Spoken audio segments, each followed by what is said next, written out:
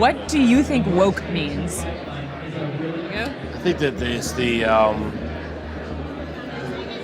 attack on regular family values that have been consistently themed in the United States for hundreds of years. One of the things about woke is, can you explain it to your mom? The Democrats want to get you in an argument where you're having to define wokeism as if the Webster's Dictionary is defining it. And that's not what it is. What the hell is she talking about? It could be a feeling. It could be a sense. And I wonder if Republicans or conservatives are going to have to define it more. Oh, it could be a feeling. It could be what it sounds like. Dana, what the hell are you talking about? And then, in order to define it, how do you explain it to your mom? Dana, you're supposed to be an educated white woman, middle-aged.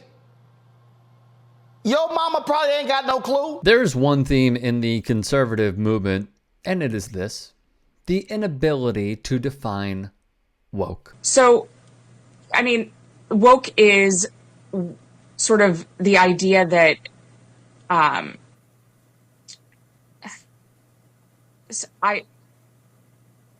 this is going to be one of those moments that goes viral. I mean, woke is something that's very hard to define, and we've spent an entire chapter defining it. So simple, yet so complex for them. Tucker Carlson blasted the National Hockey League for being too woke. Tucker, the NHL is too woke? For real? Then Rupert Murdoch's News Corporation yelled at the clouds about Lego being too woke. Spotify podcaster Joe Rogan, who received a $100 million contract with the company, opened an anti-woke comedy club in Austin, Texas, where 2 rooms are named after the atomic bombs dropped on Japan. He called it an anti-woke venue. In sports, failed gubernatorial candidate and election denier Carrie Lake went after the woke NFL. A deeply misogynistic person, Clay Travis, whose betting picks are as wrong as his political analysis, came to terms with the best pivot for financial status in this country, which is building an outlet for conservatives, riding the Trump train, and then selling said company to Fox Corporation. He called the NBA too woke. And just like the viral star Bethany Mandel, who allegedly killed her own mother, or at least she tweeted as such on November the 2nd, 2014. Conservatives misuse woke. The term, however, was originally coined by progressive Black Americans and used in racial justice movements in the early to mid-1900s. To be woke politically in the Black community means that someone is informed, educated, and conscious of social injustice and racial inequality. That's per, Merriam-Webster. So no, it's not Xbox. It's not Legos, okay? It's not Disney or any stupidity that they want to bring to the forefront, which also I now bring in the name of stupidity. David Hookstad, a Republican writer who built his following with the Daily Caller, which was founded by this guy. But the whole thing is a lie. If you were to assemble a list, a hierarchy of concerns, of problems this country faces, where would white supremacy be on the list? It's actually not a real problem in America. I mean, seriously, white supremacy, that's the problem. This is a hoax. It's true. You debate politics with a woman and just go, just full blown out there, especially feminism. If you're talking to a feminist and she's giving you, men really need to be more sensitive and this, actually men don't need to be more sensitive. You just need to be quiet and kind of do what you're told. Hookstad has moved on to, you guessed it, Clay Travis's venture, which means less accuracy and more controversy, the better. Thus, he would tweet the following: ESPN has gone so woke, its top 2 stories today are about women's college basketball, not the men's tournament, not NFL free agency, and not the upcoming NFL draft. Women's college basketball takes the top 2 spot at ESPN. Who is asking for this? First things first. Let's do this. First things first.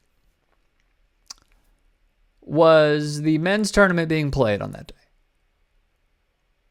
No. Secondly, Last year's championship game between South Carolina and UConn averaged 4.85 million viewers on ESPN, the most watched women's championship game since 2004. Third, since we're on the topic, you brought it up.